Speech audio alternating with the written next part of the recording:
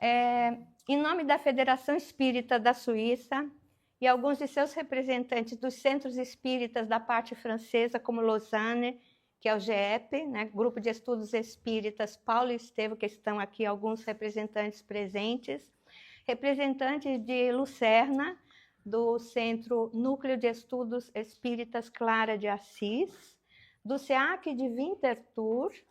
Nós damos as boas-vindas a todos os presentes, agradecendo o esforço que vocês vieram do Brasil para cá, para ouvir uma palestra do Paulo de Tarso. Nós estamos hoje aqui dentro do Château Yverdon-les-Bains. Hoje tem esse nome, mas ele é mais conhecido como Castelo de Pestalozzi.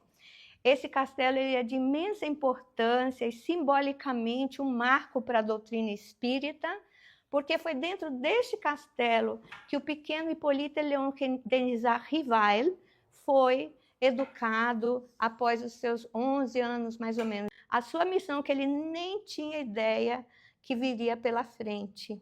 Então, aqui hoje, nós fazemos um pleito de gratidão ao Heinrich Pestalozzi, que fez a formação intelecto e até moral também do pequeno Denisard Rivail, do pequeno Rivail, que mais tarde se tornaria este ser conhecido, codificador da doutrina dos espíritos, Allan Kardec. Então, a eles dois agradecemos profundamente, mas também não posso deixar de agradecer a Anna Schulthess, esposa de Pestalozzi, que ninguém fala dela, mas ela é um ser muito elevado. Era uma mulher que era o ponto de apoio mais importante para que tudo isso acontecesse. Foi a pessoa que acompanhou o desenvolvimento da missão de Pestalozzi, que refletiria no futuro do pequeno Rivail, né? E é nesse chão aqui que vocês pisaram que esse menino andou, se intelectualizou, se tornou poliglota e um dos mais eminentes pedagogos da época, influenciando até mesmo a cultura alemã com gramática, né? Um livro sobre gramática. Mas, enfim, nós não viemos aqui só para falar deles, mas agradecer o empenho também da Bahia Vista Turismo, aqui representada pela Flávia, esqueci o sobrenome, Requião, eu queria falar Quintão.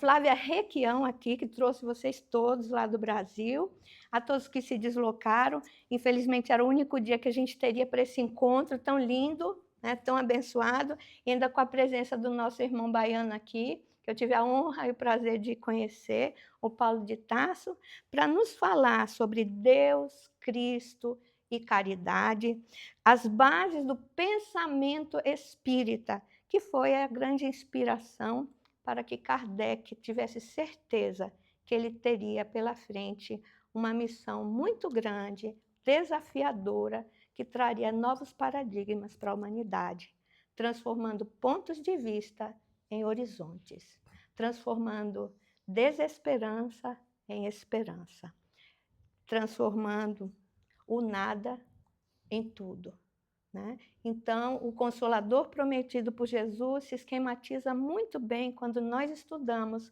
a doutrina dos espíritos, que não é uma doutrina de curação, de curandeirismo de corpos, mas é uma doutrina que vai nos proporcionar mudanças importantes na nossa alma. E é com muita alegria, com muito prazer que recebemos vocês, em nome da Fé Suíça, e também os espíritos que se fazem aqui presentes todas as vezes que nós nos reunimos aqui neste ponto, que é um ponto de luz, né? Então, eu vou só apresentar o nosso irmão e perguntar a prece. Vamos fazer uma prece de abertura? Claro. Vamos. Quem faria essa prece? Alguém se habilita? Alguém gostaria? Quer, Pedro? Oh, demorou demais para pensar. Então, eu vou apresentar o nosso irmão, que veio lá de Salvador, da Bahia. O Paulo de Tarso, ele é analista de sistemas, com pós-graduação em redes de computadores e gestão de empresas de base tecnológica. formação nas áreas de terapia holística transpessoal, terapia sistêmica familiar e constelações familiares. Coordenador do Sistema de Comunicação Social Espírita da Federação Espírita da Bahia e membro do quadro de palestrantes federativos da mesma. Assim, a gente passa a palavra ao nosso querido Pedro Pereira e depois ao nosso querido Paulo de Tarso. Muito obrigada por estarem aqui presentes. Esqueci. Não, deve ter da outra. Então, vamos fechar os nossos olhos, nos deixar envolver por esse amor, por essa paz, por essa tranquilidade que aqui nos envolve. Agradecer a cada um dos mentores de cada um de nós, a toda a espiritualidade amiga, a Allan Kardec, a Pestalozzi e ao nosso mestre amado e amigo Jesus. A oportunidade de nos podermos encontrar hoje aqui, tentando melhorar cada um de nós naquilo que pode.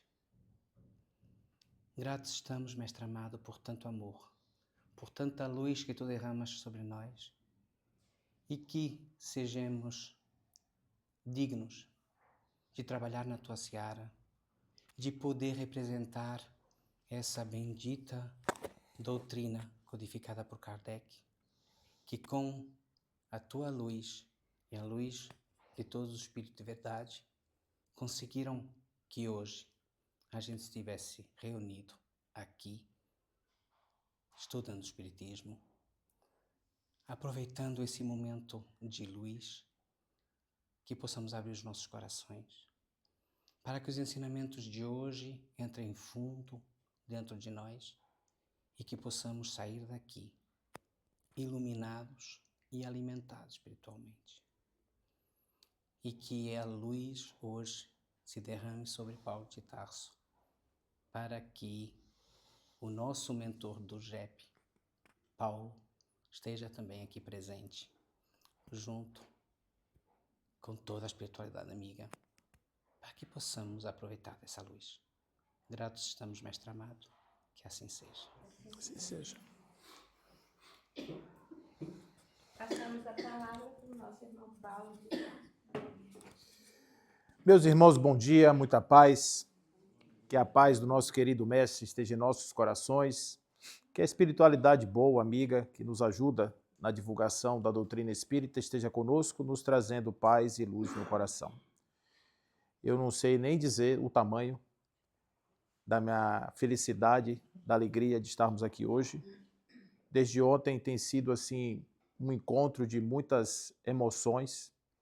Estarmos aqui nesse lugar, sentindo a energia desta casa e, acima de tudo, nos lembrando que foi aqui que se formou aquele que vai nos trazer a doutrina espírita. E comentávamos há pouco a respeito dessa importância, porque Pestalozzi ele é conhecido na educação como um grande educador. As pessoas que falam de Pestalozzi normalmente o associam a essa dedicação desse mensageiro, né, das luzes para a humanidade, mas poucos têm essa correlação do trabalho de Pestalozzi na formação do pensamento espiritualista, que veio se seguir depois pelas mãos de Allan Kardec. Allan Kardec, que todos nós sabemos, né? Esse jovem que chegou aqui por volta de 1815 e que ele traz o desejo de se transformar num pensador, num filósofo, num buscador das ciências. E aqui ele encontra espaço para toda essa profusão de saberes. Ele vai realmente receber das mãos do maior educador da Europa à época, ele vai receber todo esse conjunto de informações. Ontem nós estivemos aqui num tour, né, no castelo, e foi apresentado a grade, né, do dia a dia dos alunos aqui, das disciplinas e tudo, e a gente vê a amplitude de todo esse saber, né? Você pegar uma criança e abrir a cabeça dessa criança, e realmente o grande trabalho do educador é esse, expandir Porque educação é eduzir. Educar é eduzir, botar para fora, e para isso é preciso haver uma indução que abra, que expanda a consciência, que faça com que as coisas aconteçam. E ele aqui bebeu de uma fonte extremamente profícua de saberes.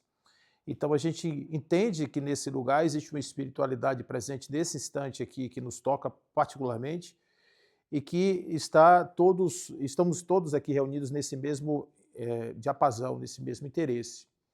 E a temática que está sendo proposta, embora ela seja dentro do Brasil, ela tenha uma outra conotação um pouco mais ligada à questão da Federação Espírita Brasileira, a questão do chamado Espírito Ismael, que seria o mentor espiritual do Brasil, segundo alguns espíritos, como Humberto de Campos, por exemplo, que traz essa informação. Essa tríade, né, de Deus, Cristo e caridade, ela, em verdade, representam estados de uma grande estrada. Eu vejo como uma trilha na busca da unidade, na busca do divino, que é a grande aspiração dos seres humanos. Joana de Ângeles chama isso de deotropismo, nós podemos também chamar de teotropismo. Na medida que o indivíduo criado por Deus, ele busca, a partir da fonte, ele busca essa luz maior. Esse é o pensamento dos gregos. Porque quando falamos a respeito de Deus, esse pensamento não é novo. Buscar Deus não é uma coisa do catolicismo. Buscar Deus é uma coisa da essência humana. Dizem que se nós chegarmos, por exemplo, numa ilha deserta, onde nunca foi tocada pela cultura da modernidade ou qualquer tipo de cultura elaborada pelos seres humanos, nós vamos encontrar os seres que estão lá adorando pedras, adorando plantas, adorando montanhas. Isso mostra que existe no ser humano um sentimento nato da busca por Deus. Então já é nosso esse teotropismo, essa busca. Portanto, não seria diferente imaginar que todo o arcabouço da doutrina espiritualista trazida por Kardec comece justamente por isso, Deus. É a questão de número 1 do Livro dos Espíritos, que é Deus. Inclusive, na própria formulação da pergunta, ele não fecha em o que é, no sentido de uma qualificação de um ente, mas do que é, sem o "o" na frente, né, dizendo que pode ser, inclusive, o não ser, pode ser algo que esteja além da nossa compreensão, portanto, não cabe nas definições humanas. Mas é difícil para a gente falar de Deus sem tentar compreendê-lo de alguma maneira e saber o que ele nos toca, como é que, o que significam essas igrejas todas, esses lugares, esses altares, onde as pessoas se dedicam a essa evocação ao divino. O que se fala quando se pensa numa transcendência, se fala sobre transcendência, o que significa isso? E a gente remonta aí aos pensadores da antiguidade, quando a gente vê, por exemplo, Platão falar sobre o demiurgo, falar sobre aquele que é o legislador cósmico que cria todas as leis, porque Platão tinha uma ideia da questão dos universais, que eram as essências das coisas. Então havia um mundo de formas perfeitas e havia um mundo de imperfectudes. Então, mostrando que da perfeição essencial à existência, existe aí uma tradução que, de certa forma, perde em qualidade. Na medida em que a gente se afasta dessa fonte, nós nos tornamos menos, em termos de qualidade, nós tornamos menores. Então, esse pensamento vem de Platão, que imaginava que existia uma essência comum, onde tudo era perfeito, absolutamente, com toda a sua potencialidade, mas as formas existentes eram representações pálidas dessa perfeição. Então, esse pensamento ele vai também estar em Aristóteles, que falava a respeito da transmutação do movimento, daquilo que ele chamava de mudança. Então, para Aristóteles, a mudança é movimento. Você sair de um estado A para um estado B, isso é movimento. E esse movimento implica necessariamente em uma ação externa que impõe esse movimento. Então ele dizia que uma coisa que se move só se move por algo que está em movimento. E isso vai nos levar necessariamente a uma sequência de causalidades, onde a gente vai cair numa espécie de infinitude das causalidades. Deixa eu explicar isso melhor. Cada coisa tem uma causa, essa causa é uma coisa que tem uma causa, que tem uma causa, que tem uma causa, só que isso vai no infinito. E aí o que o pensamento faz? Embora ele não consiga compreender a essência de Deus, embora ele não consiga compreender a essência das coisas, o que é que esse pensamento faz? Ele diz, se existe algo agora, que é uma concretude, então em algum momento houve uma causa primeira. Porque se não houvesse a causa primeira, nós não teríamos as expressões do agora, porque a causalidade inicial ainda não teria acontecido, porque ela se perderia no infinito. Então, essa causa primeira, para Aristóteles, ela deveria ser necessariamente não causada, ou seja, você não tem uma causa desta causa inicial. E ele chamava esse motor de motor imóvel, porque ele dizia que era a única coisa que estava em movimento, mas que não era movido por ninguém. Está claro isso, gente? Esse é o pensamento de Aristóteles. Esse é um homem que está antes de Jesus, alguns séculos. Então vocês veem como a mente humana ela já consegue elaborar pensamentos sofisticados antes até mesmo da chegada da civilidade, dessas tecnologias da atualidade, né, dos grandes pensadores da modernidade. Os antigos já tinham pensamentos sofisticados a respeito de algo tão complexo.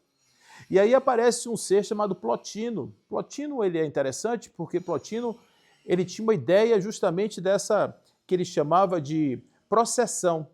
A processão não é procissão, é processão. É no sentido daquilo que procede. Então, algo procede sempre. Então, você tem uma luz inicial, que ele chamava do uno, que era a essência da unidade, e essa essência da unidade, ela se projetava naquilo que ele chamava de intelecto. E o intelecto já era uma manifestação menor dessa luz. E esse intelecto ele se manifestava na psique, que é algo que já é menor do que a própria inteligência.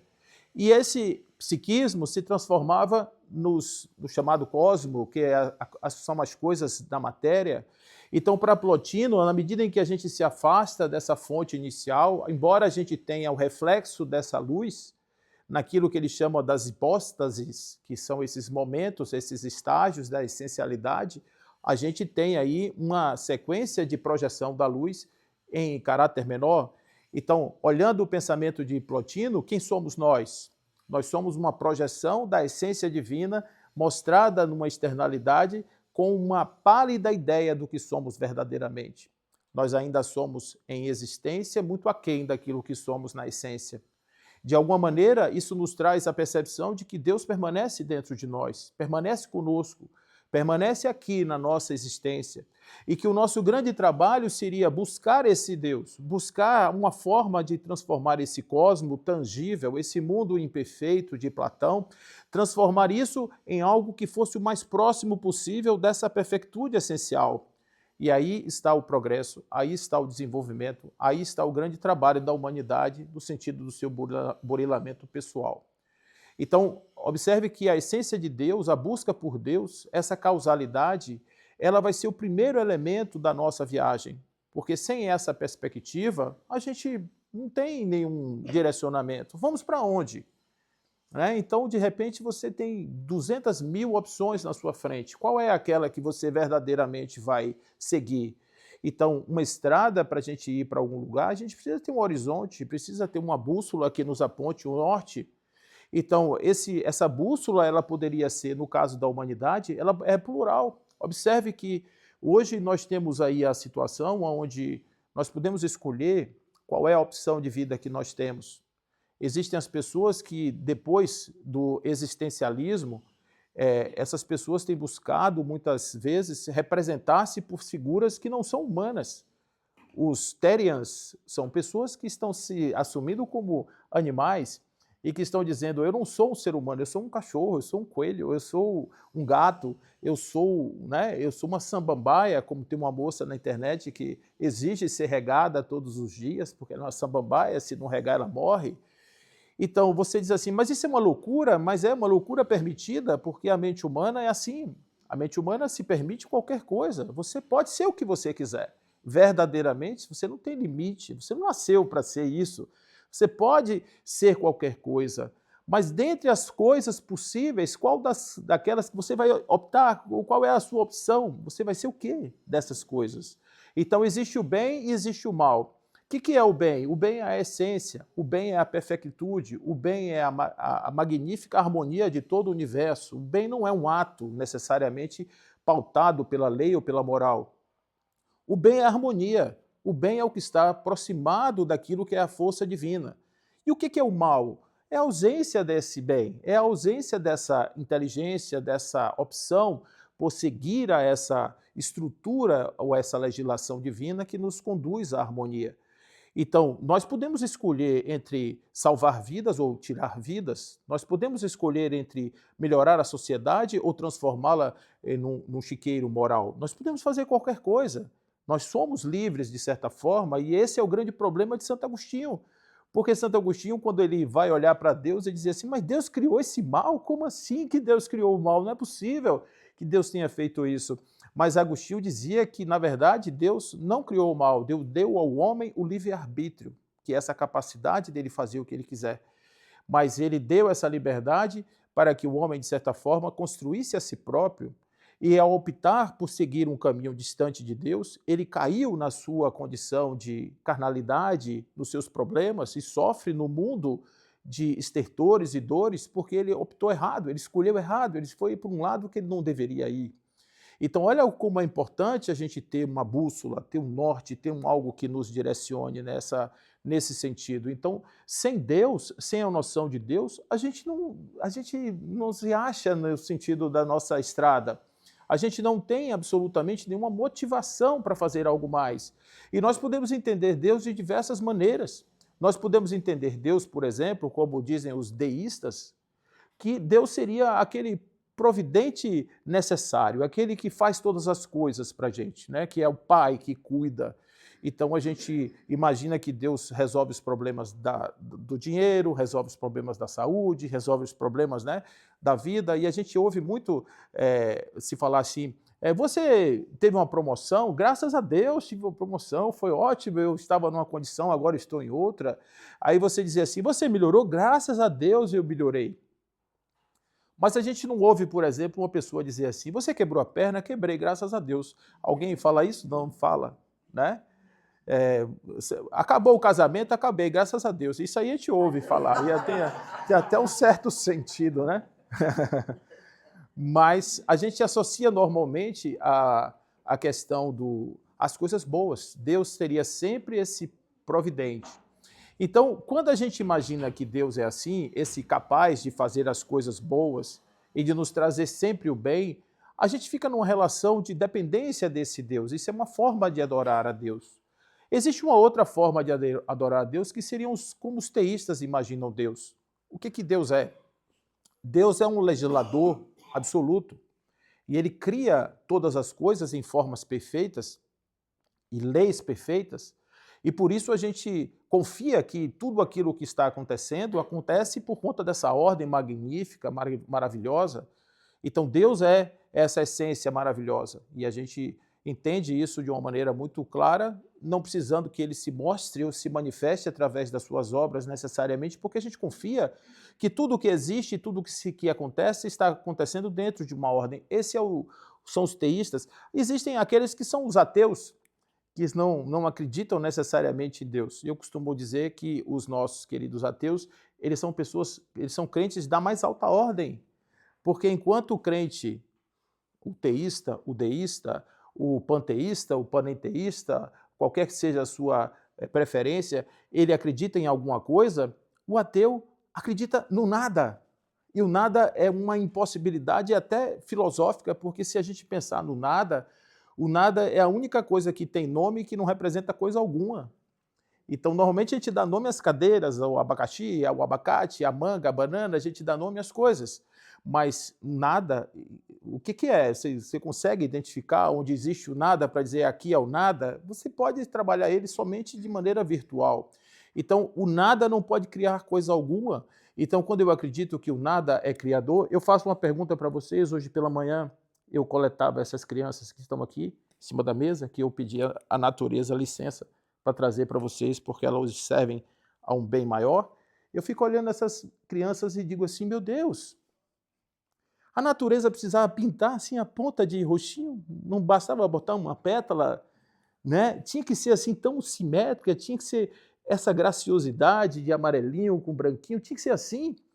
Não dá para pensar que o acaso seja tão caprichoso, não é verdade? Mas aqui existe uma lei que Leon Denis diz, o progresso é uma lei estética.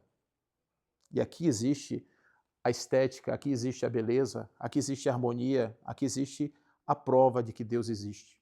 Eu não preciso ir para um altar, eu não preciso subir uma montanha, eu não preciso ficar em uma posição em cima de um milho ou de alguma coisa, eu basta olhar para ver que não é possível isso aqui existir sem que haja uma inteligência suprema e uma causa que é primeira de todas as coisas. Por isso que os espíritos trazem essa percepção, quando traz o livro dos espíritos, a gente vê essas crianças aqui, ó, gratidão a elas por mostrarem em Deus a sua beleza, mas a gente percebe que isso é o tempo todo e a gente percebe o nosso corpo, por exemplo.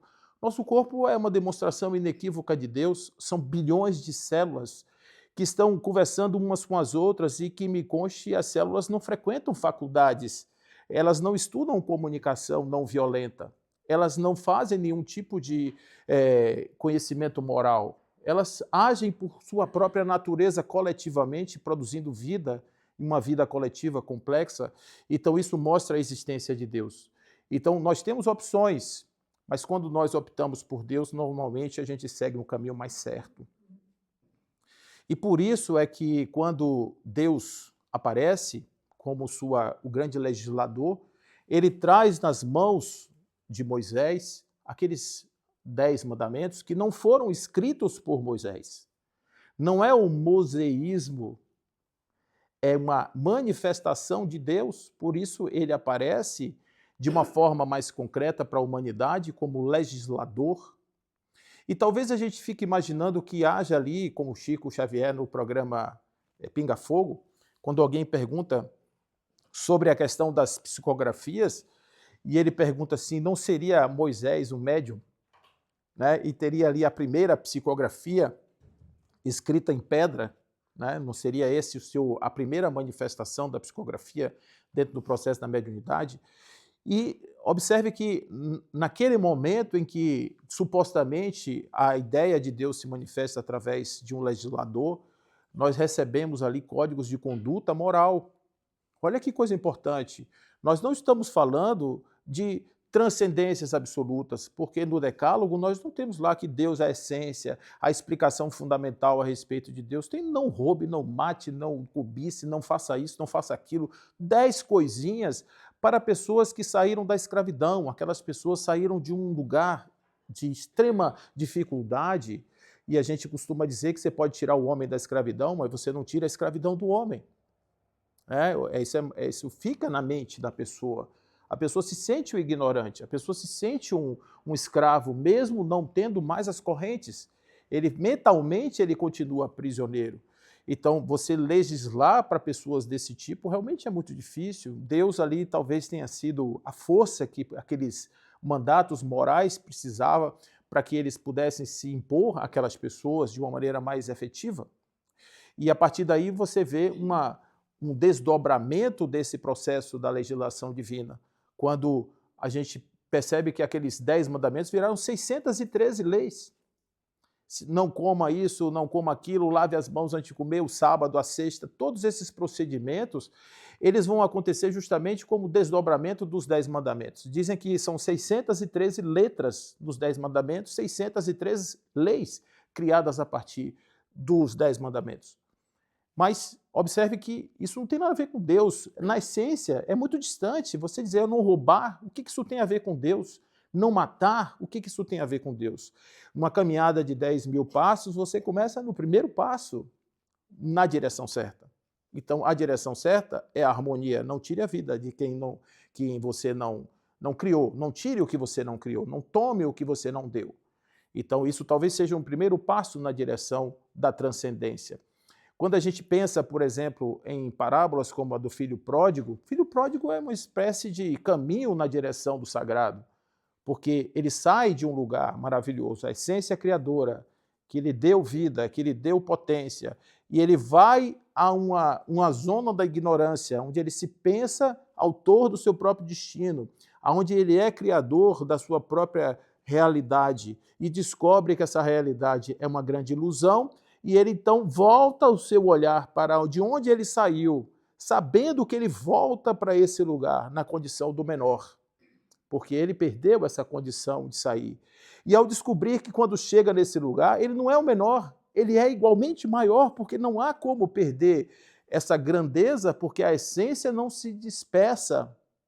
O que se dispersa é o esforço que se dá na manifestação dessa essência, uma existência equivocada.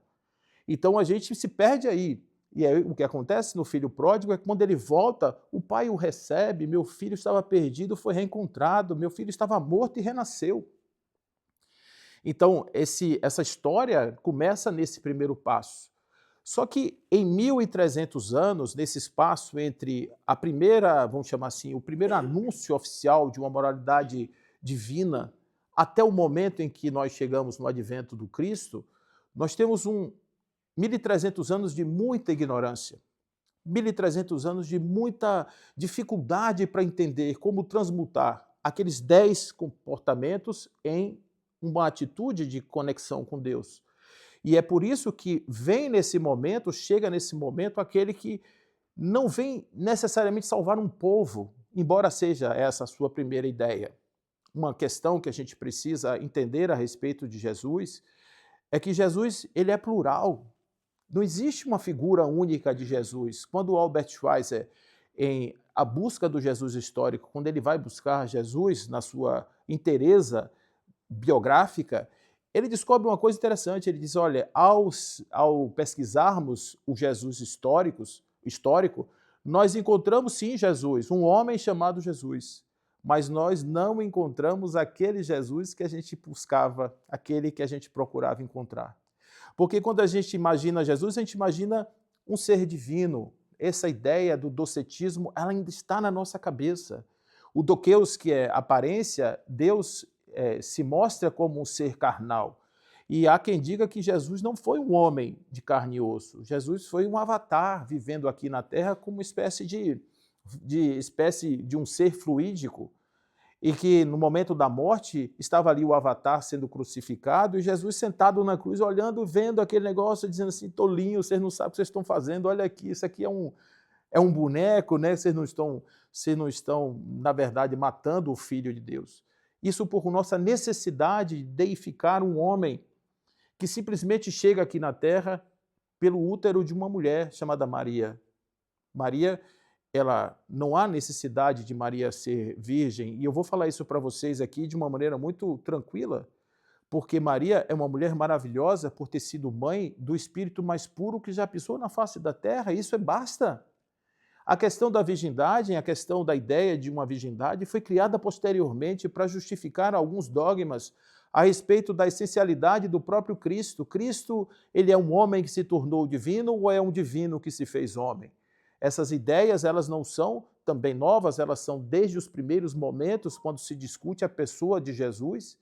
Quem é Jesus? Jesus é Deus na terra ou Jesus é um homem que mostra-se espiritualmente de uma maneira mais elevada? Então Maria é essa mãe, esse útero carnal que traz um corpo carnal de um homem que sangra, que morre e que sente todas as emoções de um ser encarnado, porém um espírito perfeito e puro. E você pergunta, por que Jesus encarnou na Terra? Essa é uma pergunta que às vezes eu faço, sabe? Em orações eu fico assim, meu irmão, por que você encarnou na Terra? Meu papo com Jesus é reto. Eu converso assim com ele, sabe? E aí eu digo assim, por que você encarnou na Terra?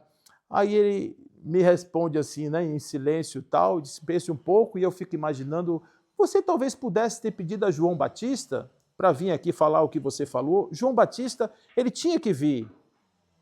Porque a história de João Batista, todo mundo já ouviu falar que João Batista é a reencarnação de Elias. E quem foi Elias? Elias era um profeta de Yahvé, que entrou numa disputa contra os sacerdotes de Baal, que eram coordenados por Jezabel, uma rainha que ela adorava o deus Baal. E, em um certo momento, eles resolveram fazer uma disputa. E Elias vai para a margem do rio Quizon, e lá, aqueles que eram sacerdotes de Baal, eles organizam 2 churrasqueiras, e em cima dessas churrasqueiras de lenha, eles colocam lá um novilho aberto, e eles começam, o sacerdote de Baal, a fazer as imprecações, pedir ao deus Baal que acenda aquele fogo. E eles ficam a manhã inteira ali, batendo no corpo, arrancando sangue do corpo, para tentar ver se o fogo acende, nada de fogo. E isso está Elias só que pileriando, né? Eles lá se acabando e Elias soltando piadinhas para aquelas pessoas. E quando chega a vez dele, ele faz uma oração, vem um raio do céu, queima, acende o fogo, e não antes dele ter jogado 2 talhas de água em cima da lenha para mostrar que ele realmente tinha o poder. Vencida essa batalha, ele leva os sacerdotes à margem do rio Quizon e arranca 450 cabeças. Ele vai arrancar essas cabeças desses sacerdotes. Então, 800 anos depois, ele volta à Terra com uma missão de ser o abre-alas de Jesus. Olha, a evolução é um negócio impressionante. Né? Então, embora ele fosse um sacerdote de Yahvé, embora ele tivesse toda a capacidade de ser um grande profeta, mas ele tinha ainda os resquícios da sua animalidade ignorante que ainda prevaleciam, ao ponto dele fazer atos como aquele de arrancar 450 cabeças. Ele não era exatamente um santo do ponto de vista dessa pureza de coração, mas 800 anos depois, ele reencarna na figura de Yoshanan, ou Yeucanahan ben Zacarias, que é uma figura muito interessante, que vai se vestir com uma pele de camelo, com uma corda amarrada na altura dos rins. E ele vivia no deserto, comia gafanhoto com mel, era uma figura, né? E não bebia e tal. Então ele era um homem fora do seu tempo. E ele dizia: endireitai as veredas, aprumai os caminhos, que é chegado o tempo do Senhor. Ele era um homem muito, mas muito, ele tinha uma língua muito ferina, o povo tinha muito receio de João, porque João falava a verdade. E aí, por conta dessa verdade, ele perdeu a cabeça. Ele morreu justamente porque ele denunciou Herodíade, que era a mulher de Filipe, e Filipe era irmão de Herodes Antipa, e Herodes Antipa tinha um caso com Herodes. Isso saiu na revista Caras, lá da Galileia, viu, gente? Eu soube disso, que foi uma treta. Essa revista Caras tem treta, e olha que tem treta nesse negócio aí, viu? E eu sei que ele vai denunciar esse conúbio, né, ilegal, e por isso Herodíade bota sua filha Salomé para dançar ali na fortaleza de Masqueros, e quando Herodes fica louco pela menina, e diz assim: metade do meu reino por uma noite de amor, e ela vai e conversa com a mãe diz: não peça metade não, porque eu já tenho o reino todo, né? Peça a cabeça de João Batista. E ele vai, arranca a cabeça de João Batista, e elas, para se vingar, pegam um alfinete e espeta na língua daquela cabeça, que chega como o triunfo, né, como o troféu da sua maldade. Então, esse João Batista, que anuncia a chegada de Jesus, é o mesmo Elias que havia de vir. E ele vai trazer esse prenúncio da chegada do Consolador, da chegada desse mestre à Terra, que veio vestido de carne humana simplesmente para nos dizer que num corpo humano cabe um espírito igual ao de Jesus. E isso, não tenhamos medo de dizer isso sem querer imaginar que alguém vai nos chamar de hereges ou que vai nos colocar numa estaca, que vai nos queimar vivos, porque esse é o lugar que nós temos, que é o lugar do Espírito puro que pode se manifestar numa encarnação, como foi o caso de Jesus. Jesus veio dar vida, e vida em abundância. Ele veio mostrar que existe a possibilidade dessa essência divina se manifestar de uma forma diferente daquela ignorante que escolhe os caminhos errados. Nós podemos fazer muitas escolhas, mas essa escolha que Jesus nos traz é uma opção muito interessante, porque ele diz assim: eu sou o caminho, a verdade e a vida, e ninguém vai ao Pai senão por mim. Ele está apontando uma porta e ele diz: essa porta, não se iludam, é uma porta estreita, ela não é uma porta larga, porque a porta larga é a porta das opções, e essa é a porta do caminho único pelo Espírito que quer realmente chegar à luz. É essa porta que deve ser, e essa porta se chama amor. E não amor no sentido vulgar do termo, como vai dizer Lázaro lá no Evangelho segundo o Espiritismo, mas esse sol que condensa em seu ardente foco todas as suas aspirações interiores, todas as suas possibilidades. O amor que grada não é esse amor do amor dos seres humanos, porque esse amor muitas vezes é um amor de ego. É um amor de necessidades imediatas, é um amor de neuroquímicos que atuam no nosso cérebro, produzindo sensações que fazem com que a gente sinta borboletas na barriga, mas aquilo é só a natureza dizendo, vamos fazer menino, vamos fazer menino, vamos fazer menino, e nada mais do que isso. Porque o que nós estamos falando aqui é de um amor que transcende as fronteiras dos corpos, as identidades, e se amplia no sentido do acolhimento. É como o sol que ilumina os justos e os injustos, que cai a chuva sobre todos. É uma luz que ilumina sem perguntar àquele que está sendo iluminado se ele quer ser iluminado ou não, mas é uma luz que ilumina a todos indistintamente. Então é por isso que esse foco ardente do amor é a nossa grande busca. E não é uma atitude, não são atos. Você pergunta assim, Paulo, como é esse amor? Esse amor simplesmente é. Ele não ocorre dessa ou daquela maneira. Ele é uma expressão que faz com que, por exemplo, uma moça simples, de uma casa, de uma certa família, de condição, que poderia dar a ela um marido que pudesse sustentá-la e aonde ela pudesse ter filhos e pudesse ter uma realização material interessante, que ela simplesmente diga não a isso, a esse conforto, e vai para um galinheiro, pegar as pessoas da rua e transformar num hospital, como a nossa querida irmã Dulce.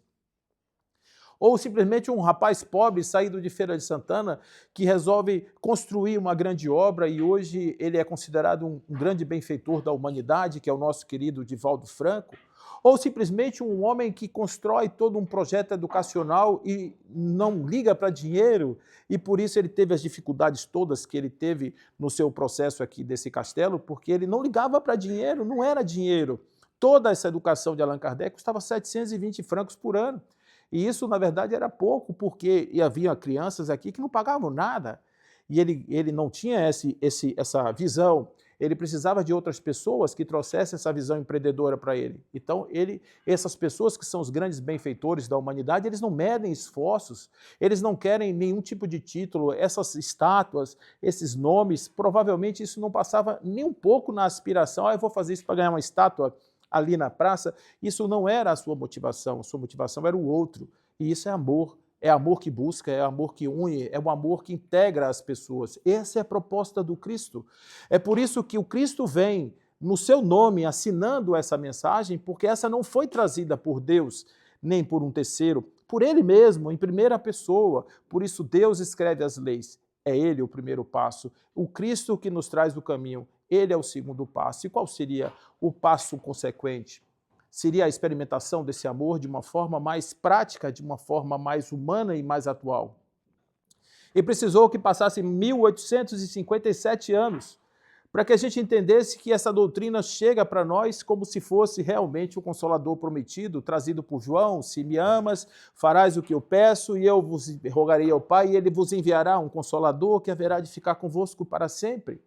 É o Cristo, ou é o Paracleto, é aquele que vai trazer todas as mensagens, e o Espírito de verdade, que assina no capítulo 31, no item 9 do Livro dos Médiuns, ele assina uma mensagem aonde vai, depois dessa mensagem, ser transportada para o Evangelho segundo o Espiritismo, o advento do Cristo, né, do Espírito de verdade, aonde essa mensagem, no Livro dos Médiuns, é assinada por Jesus. Allan Kardec, inclusive, faz alguns comentários e diz assim, olha, esse tipo de mensagem, a gente tem que tomar cuidado com isso, porque o médium às vezes se empolga, né? Aí diz assim, recebeu a mensagem de quem? De Jesus. Pensa aí numa mediúnica, gente, vocês receberam a mensagem de Jesus, hein? Diga aí. Todo mundo vai ficar olhando para o médium assim, só que não, né? Então, Allan Kardec, na sua prudência, ele publica a mensagem e bota os comentários. A gente tem que tomar cuidado com isso. Mas quando ele transpõe essa mensagem para o Evangelho segundo o Espiritismo, lá está assinando o Espírito de verdade. Quer dizer, na cabeça de Kardec, de alguma forma, há uma identidade entre o Espírito de verdade e Jesus. Então, ali aparece como sendo de uma volta no sentido, não no sentido físico, mas no sentido da sua ideia, no sentido do seu pensamento, de que agora há um algo mais, porque o Espírito agora, ele é um ser que permanece vivo após o decesso carnal. Não é mais o desejo de uma vida de virtudes, mas é uma existência longa de virtudes, onde na encarnação nós vamos experimentar uma parte dessa existência e nas outras encarnações nós vamos ter outros eixos temáticos que vão nos inspirar a novas possibilidades né, para o nosso crescimento e o nosso desenvolvimento espiritual, conforme está na questão 132 do Livro dos Espíritos, quando diz que a finalidade das reencarnações é fazer com que nós cheguemos à perfeição, ao estado pleno. Aí a gente lembra de Aristóteles, aí lembra dele, né, da potência ao ato, e o ato é a culminância de todas as potências, é a plenipotência. Então nós caminhamos para sermos atualizados em todas as nossas possibilidades. Por isso é interessante nós compreendermos a vida e a realidade como algo que é importante para o nosso desenvolvimento espiritual do jeito que ela é. Não existe vida boa, existe vida ruim, existe vida ideal, sempre a vida é ideal, sempre as coisas são do jeito que são e precisam ser assim. E por isso a gente aceita a vida e agradece a Deus, porque quando a gente confia que Ele é capaz de fazer milhares dessas rosinhas no campo, porque a gente não vai ver dúvida, porque eu olhei hoje de manhã e todas são muito iguais umas das outras. Então, se isso aqui é uma ordem que está presidindo as pequenas flores, por que essa mesma ordem não vai presidir a minha vida? O meu crescimento espiritual, a consciência, que é o privilégio dos homens de perceber a si mesmos como seres capazes de construir seu próprio destino. Então, nós somos essas criaturas de Deus que caminhamos conscientemente para a luz, trazendo toda essa possibilidade da nossa ação para sermos melhores cada dia. Hoje, mais do que ontem, menos do que amanhã. E para isso, a vida adquire um sentido especial. E vem, então, a palavra que em Jesus foi amor e agora se transforma em caridade. E aí a caridade, ela é algo interessante porque a gente associa a caridade a fazer coisas para os outros. A caridade é distribuir comida, a caridade é distribuir agasalho, a caridade é isso. E parece que lá na questão 886 do Livro dos Espíritos não é isso que está. Porque a gente acha porque isso aí é mais fácil. Não é isso? Eu tenho uma ideia, viu, Luiz? Luiz é homeopata e ele conhece muito o trabalho de Hahnemann.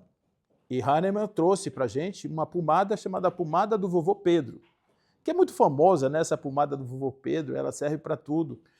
E até há uma brincadeira que o povo chama a gente, né, que faz muito essa caridade de rua, de pomada vovô Pedro. Vocês sabem por quê? Porque só serve para o lado externo, só funciona no exterior. Eles querem dizer que quando a gente faz isso, a gente esquece muitas vezes que nós temos a caridade dentro das nossas casas. Nós temos a caridade com aqueles que estão próximos a nós. A gente vai para a rua, uma distância, atender as pessoas que estão na rua e esquecemos daqueles que estão próximos, que são os primeiros que foram chamados para conviver conosco. Então, muitas vezes, nós fazemos a caridade para fora, muitas vezes buscando fotos divinas. Olha, Deus, como eu sou bom, me salve, bonus hora, quando eu desencarnar, eu quero ir para o nosso lar, porque eu fui uma pessoa boa, distribuir comida e tal. E não nos esqueçamos de Fred Figner, que foi um grande espírita brasileiro e quando desencarnou teve dificuldades tremendas em seu processo do desencarne por conta do seu jeito de ser, o seu jeito áspero de ser. Então, ele fazia muitas coisas com a mão, mas internamente ele não conseguia se transformar. Então, a caridade não é fazer, é desejar, porque isso aí é benevolência. A benevolência é o desejo de fazer o bem. A caridade é a indulgência que permite você olhar o outro como espírito imortal e separar os seus atos ignominiosos, inclusive, como frutos da sua ignorância e não como essencialidade daquele ser. Então você diz, uma pessoa é terrorista, não, ele está terrorista. Uma pessoa é bandido, não, ele está bandido.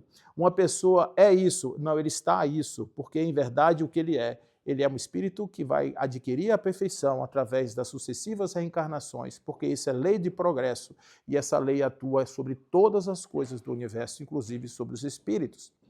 Então nós estamos nessa grande lei, entender isso para a gente é fundamental, porque a gente vai na direção do outro não mais pelas capas, pelos corpos, mas pela essência espiritual que existe em cada um de nós. Desenvolver esse amor com uma visão ampla que pode incluir, que pode trazer, que pode acolher, que pode fazer com que a gente se sinta mais presente nesta grande unidade. Lembra do Uno de Plotino? Olha aí o Uno de Plotino refletindo em nós uma luz não quebrada, uma luz não alternada, uma luz não diminuída, mas uma luz em essencialidade. Por isso Jesus dizia, sejam luz do mundo. Ser luz do mundo não é uma proposta simplesmente hipotética, é um convite para que nós aceitemos esse caminho, sair na ideia de Deus, abraçarmos essa ideia de Deus e confiarmos em Deus e vermos no Cristo o caminho para seguirmos em uma direção que não nos conduza aos equívocos e trabalhar na caridade como um indicador evolutivo importante, porque na hora que eu tiver vontade de ajudar, isso significa que o meu espírito já conseguiu avançar um pouco na direção desse outro amoroso. Quando eu tiver a consequência dos meus atos forem aquelas que consigam separar o ato do ator e eu já seja indulgente, quer dizer que eu já consigo entender o outro apesar das suas diferenças evolutivas. Olha, gente, isso é uma coisa super importante. Quem estava comentando ontem sobre a questão dos anões? Quem foi que falou? Você falou, não foi? Sobre a questão dos anões. Comenta aí a questão que foi que aconteceu, você falou.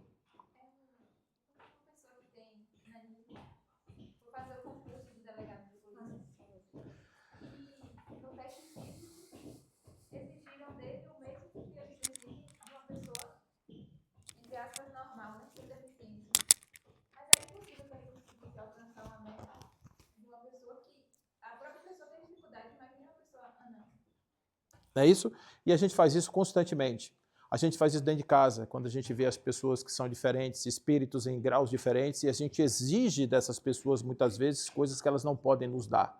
Então, nós não somos esses, simplesmente fazemos isso só com os anões, nós fazemos isso com as pessoas que são ainda espíritos que estão estagiando em estágios menores, que estão começando a sua vida, e por isso a gente precisa prestar atenção que isso é indulgência, quando a gente reconhece o estágio evolutivo de cada qual. Então, na medida em que a gente exerce essa caridade e esse mandato de amor, isso vai representando em nós a evolução. E, por fim, o perdão. Perdoar é algo que é uma essência, é algo que você traz a possibilidade de abrir seu coração para aquele que foi o agente de uma mágoa, ele penetre no seu coração integralmente, sem restrições, porque o mal do mundo não pode nos causar mal algum. O que pode destruir um espírito que é imortal? O que pode fazer com que simplesmente nós percamos esse caminho na direção de Deus? O que é maior? É uma contrariedade de um minuto ou simplesmente a possibilidade das superações para que eu sinta a presença de Deus em mim por mais tempo? Às vezes eu fico ferido porque alguém me fez uma coisa muito severa, muito ruim, mas eu tenho algo maior para ofertar.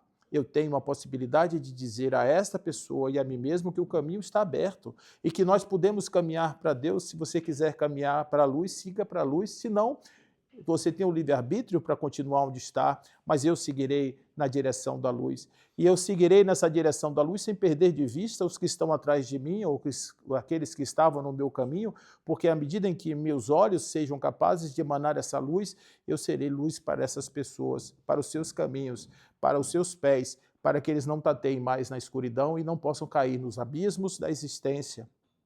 Então isso faz com que a gente cresça, a gente se desenvolva. É muito diferente de vivermos no egoísmo, vivermos simplesmente cada um para si mesmo. Nós podemos viver numa coletividade amorosa se nós seguirmos o caminho de Deus, de Cristo e da caridade. Esses três movimentos que estão representados nas três revelações, a primeira revelação é de Moisés, a segunda de Jesus e a terceira do Cristo Consolador, aquele que não simplesmente traz uma mão nas nossas cabeças e coloca as nossas cabeças no seu colo, nos abraça amorosamente, mas esse Cristo que nos dá empoderamento de alma para que nós possamos compreender o motivo das dores e, acima de tudo, tenhamos a resiliência de perseguir nos nossos caminhos, sem detença, sem baixar a cabeça, porque nós sabemos que o nosso destino é a glória estelar, como diz a nossa querida Joana. O nosso destino é a grandeza do Espírito, por isso, maravilhosamente, mais uma vez, nós podemos dizer assim que esta casa é a casa que nos recebe, e eu sinto aqui a presença desses amigos que estão conosco nesse instante, nos trazendo, inspirando a possibilidade de pensarmos em Jesus, pensarmos em Deus e pensarmos em nós como fontes de luz nessa terra. Porque nós vamos transformar esse planeta, gente, eu não tenho dúvida. Eu só espero que não demore muito, porque eu gostaria muito de viver num lugar onde a gente pudesse ter aquele amor, sabe, aquele carinho, aquela vontade de se abraçar e verdadeiramente, genuinamente nos sentirmos uns com os outros, não mais separados, mas unidos, aparentemente cada um vivendo a sua história, mas como pilotis de uma grande construção, como pilares de um grande edifício que é a obra de Deus nessa terra, para que nós possamos ser as mãos desse Cristo morto, agora vivendo na reverberação do seu amor aqui na terra, e os olhos divinos para enxergarmos todas essas possibilidades que estão diante da consciência, para que a consciência possa aflorar e se desenvolver para trazer mais luz à nossa terra. Que nasçam mais pestalozes, que venham mais educadores, que venham mais pessoas dedicadas à terra, que venham mais Kardecs, que venham mais Chico Xavier, que venham mais Divaldos Francos, que venham mais essas pessoas todas que se dedicam à humanidade e que são inspiração para todos nós, para que nós possamos entender que a nossa vida é maravilhoso presente de Deus e estarmos aqui é uma celebração em nome desse amor divino que nos oportuniza esse espaço. Imagina o privilégio que nós estamos tendo agora de beber dessa fonte da espiritualidade nessa casa, na presença de amigos queridos que representam o mundo. Nós não estamos mais numa bolha, nós estamos no mundo. Aqui há pessoas de diversas nacionalidades, há pessoas que estão vivendo em culturas diferentes e nós podemos aqui agora simplesmente dizer que o pedido da paz não é um pedido de brasileiros, não é um pedido de baianos, não é um pedido de jiqueenses, como é o meu caso, é um pedido do mundo. O mundo clama por Deus em seus corações, portanto, façamos a nossa parte e sejamos na terra os filhos de Deus trabalhando em nome dessa luz. Eu queria agradecer, Gorete, pelo convite de estar aqui nessa manhã. Eu espero que para vocês essa manhã tenha sido tão assim vibrante como está para mim nesse instante, porque eu sinto aqui não só a energia dos espíritos, mas eu sinto o coração de vocês virarem no meu coração e eu levarei vocês para sempre no meu amor. Muita paz.